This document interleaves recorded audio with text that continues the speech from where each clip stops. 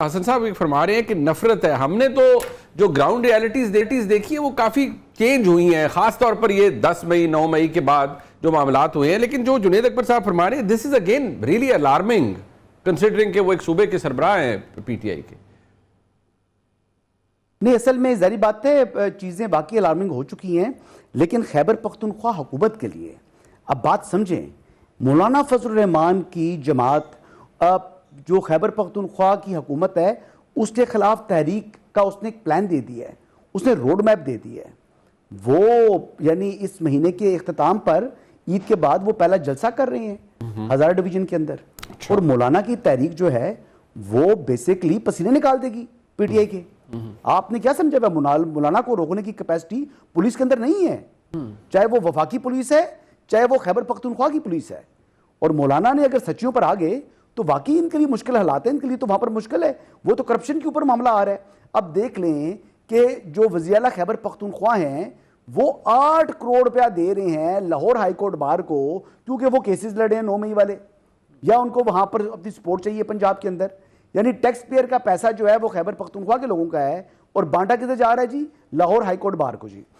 इस किस्म के मसाइल हैं, पोस्टिंग ट्रांसफर्स के ऊपर करप्शन है, ये जो बैड गवर्नेंस है, इसके खिलाफ मौलाना जो है वो मैदान में आ रहे हैं। और मौलाना की तहरीक को कोई भी लाइट नहीं ले सकता। ऐसे में ये अपनी जान बचाएंगे या खुद तहरीक करेंगे जी हुकूमत के खिलाफ? तो हुकूमत के खिलाफ कोई तहरीक नहीं चल रही, ये आपको बड़ा क्लियरली बता रहा हूं। और अगर तहरीक के लिए निकलेंगे भी तो इस मरतबा पहले से ज्यादा सख्ती है। इस मरतबा कोई लाड नहीं है, कोई प्यार मोहब्बत नहीं है। और क्योंकि अली मीन गंडापुर क्योंकि चीफ मिनिस्टर हैं, लिहाजा अब वो तो इसमें आ नहीं रहे, तो अब तो आना है इनके वर्कर ने और इनके लीडर्स ने। लीडर्स हो जाते हैं, भाग जाते हैं और वर्कर को कर देते हैं आगे। हसन साहब मेरी बात सुने ना। हसन साहब, बात यह है कि कोई बात तो है ना जो अब तो दावा किया जाता है कि नहीं, इतनी लंबी लंबी इमरान खान साहब को डील्स और ऑफर्स हो रही हैं, कहा जाता है कि भाई आप सिर्फ चुप रहे 2 साल के लिए। हालांकि मुझे इसकी ऑफर की समझ नहीं आती कि नोइंग इमरान खान साहब, कौन उनसे एक्सपेक्ट करेगा कि वो बाहर आके 2 साल चुप करें और या उन्हें को मुल्क से बाहर भेज देगा। लेकिन ये दावे तो किए गए हैं कि नहीं, उन्हें कहा गया नहीं कि 2 साल चुप कर जाए। मैं मुसलसल इमरान खान साहब ने पैगामात भिजवाए हैं, मुसलसल इमरान खान साहब डील की तलाश में हैं और मुसलसल आगे से खामोशी है। अब ये है सिचुएशन, ग्राउंड रियलिटी। इसको ना मानना चाहिए, अपने जहन के अंदर को बात सोचकर उसको हकीकत जो है वो कुछ लोग अगर बयान करना शुरू कर दें तो वो हकीकत नहीं है। ग्राउंड रियलिटी ये है कि इस्टेब्लिशमेंट किसी किस्म के जो है ना वो बातचीत के लिए दरवाजा नहीं खोल रही पीटीआई के लिए।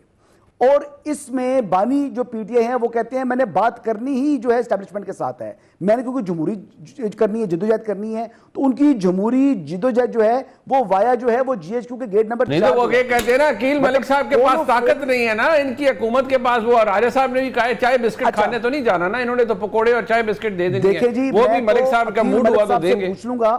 नहीं, आप मैं आपको बता रहा हूं, मेरे छोटे भाई हैं, मैं बता रहा हूं अकील मलिक साहब को यह भी पता नहीं है 27वीं आईनी तरमीम में क्या आ रहा है। अच्छा, मैं लिख कर भी कहते हैं नहीं पता कम से कम। मेरी बात सुने, इसका मतलब ये तो आपने अल्लाह अकबर साहब ने अकील मलिक साहब पे ड्रोन हमला कर दिया। और ये माजरत के साथ ये इजरायली ड्रोन है। नहीं, अकील मलिक साहब जो हैं, अकील मलिक साहब जो हैं वो माशाल्लाह एक बड़े कॉम्पिटेंट हैं। ये है चीजें, लेकिन नहीं उनकी कॉम्पिटेंस का इससे ताल्लुक नहीं, वो कॉम्पिटेंट हैं। ईद के ऊपर वजीर कानून है वो, अगर उनको नहीं मालूम तो फिर किसको मालूम है? नहीं, बड़ी ईद का उन्होंने बड़ा, आपने जो पंजाबी में कहते हैं चित के जिक्र किया है। चले बता दीजिए अकील मलिक साहब, उसके एक पॉइंट बता दें, कोई एक बता दें। नहीं, अकील मलिक साहब का हमने यहाँ 27वीं तरमीम के ऊपर क्विज थोड़ी ले रहे हैं, लेकिन चले मैं पूछ लेता हूँ। मैंने पूछना ही था अकील मलिक साहब, लेकिन अब हमारे भाई हसन अयूब साहब ने बकौल अतर काज़मी साहब के जवाब पर ड्रोन हमला किया है कि आपको 27वीं आईनी तरमीम का आपको नहीं पता होगा कि उसमें क्या है। अब या तो उन्होंने आपको प्रोवोक किया है या उन्होंने, मुझे कहते हैं ना सियाफी दाना भी डालते हैं ना कि देखिए अभी कोई बात आ जाएगी चीज बार। तो मुझे आप बता दें आप क्या कहना चाह रहे हैं। लेकिन कुछ ना कुछ तो 27वीं तरमीम के हवाले से अकील साहब है ना, तभी तो इस्लामाबाद हाई कोर्ट बार आने से पहले ही उसकी हिमायत कर रही है और बजट के बाद आ रही है। ये बता दो, ये ये वाक़तन आपको कहूँ कि ये हरौप जो थे इनके ड्रोन्स उससे कम हमला नहीं था, लेकिन अल्लाह ता मैं इस पर कोई कमेंट नहीं करूँगा, इसको दरगुजर कर दूंगा।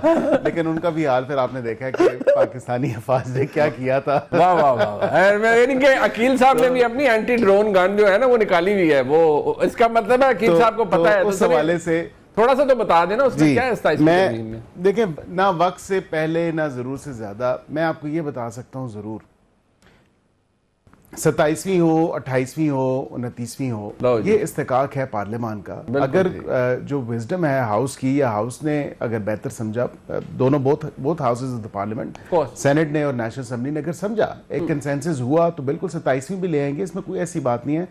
मैं इसको खारिज इम्कान नहीं कहूँगा। उसकी वजह यह है कि कानून में वक्त के साथ साथ जो तब्दीलियाँ आनी हैं, आइन में जो तब्दीलियाँ आनी हैं, वो आती रहेंगी। इससे पहले भी तो आप देखें ना, ये 27वीं की बात हो रही है, तो क्या नंबर 1 से लेके 26 तक जो है हाउस ने की, इन्हीं दोनों हाउसेज ने 2/3 अक्सरियत के साथ की, तो उसमें तो कोई ऐसी अचंभे वाली बात नहीं है। 27वीं की बात की जा रही है। फिल वक्त तो जो है, देखें, अभी बजट के ऊपर फोकस है और बजट के ऊपर फोकस रखना चाहिए। बाद में देखेंगे, अगर ज़रूरत समझी तो बिल्कुल हम करेंगे, लेकिन उसके जो कॉन्टोर्स हैं या जो उसका कह लें ढांचा है, वो जिस तरह हमें 26वीं का पता था और हमने उस पर काम किया था, ये 27वीं पे भी हम काम करेंगे। और हमें बिल्कुल पता है कि अगर 27वीं हुई तो फिर उस पर हमने क्या काम करना है, क्या नहीं करना। मैं उसकी थोड़ी सी ना, इसमें कुछ चीज़ें जो आपने ऐड की है ना, मैं वो एक तो मैं अगर निकालना चाहूँगा जो आपने फरमाया उसमें से। दूसरा आपने कहा अगर हम काम करेंगे, मैं ये करेंगे से ज़्यादा जो इसके अंदर मैं ऐड करूँगा काम किया है। पता जनाब नू सारे आंदा है और सानू ना दसो, that's a different subject all together, but I can see it, I can sense it कि जनाब बैरिस्टर अकील मलिक साहब को पता है। मैं सिर्फ अपने भाई अतर काज़मी साहब जो कि एक मुल्क के हमारे नामवर सहाफ़ी है, उनको मैं ये कहूँगा बतौर मजाक भी कि अतर काज़मी साहब होना आराम है सानू, मतलब हम 27वीं को रो रहे हैं, वो 28वीं और 29वीं के चक्कर में पड़े। तो मेरे ख्याल में अब अफाका तो हमें हो जाना चाहिए अतर भाई। नहीं, अफाका तो देखें सबको है, सभी महसूस कर रहे हैं। वो अब समझ नहीं आ रही ना कि हम क्या करें। इस वक्त हम उस दो मुतजाद राहों पे चल रहे हैं। एक तरफ जो है ये पार्लियामेंट का इस्तेकाक है, बिल्कुल बैरिस्टर साहब ने वजह फरमाया।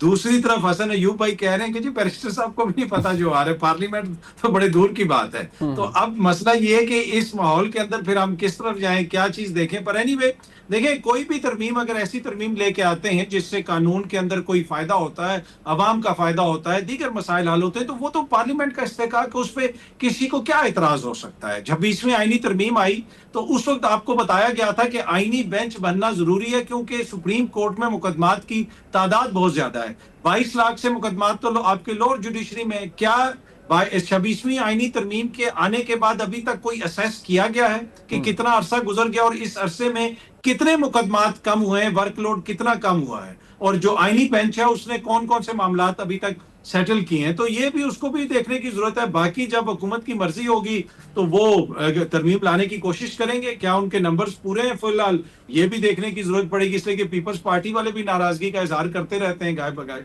वो आपको पता ही है ना कि वो हाथी के पाँव में सबका पाँव, वो फिर जब जरूरत पड़ेगी चंद मामलात की तो हो जाएंगे। और जो अभी फैसल चौधरी साहब ने, अतर काजी साहब जो प्रेडिक्शन की है 9 मई वाली के लिए, उसमें बहुत से MNA साहिबान के मामलात खराब हो सकते हैं, तो फिर जब उसके बदले में बाई इलेक्शन होगा क्या होगा वो आपको पता ही है शायद। मतलब अंदाजा तो यही हम कर सकते हैं ना कि यही प्लान हो सकता है।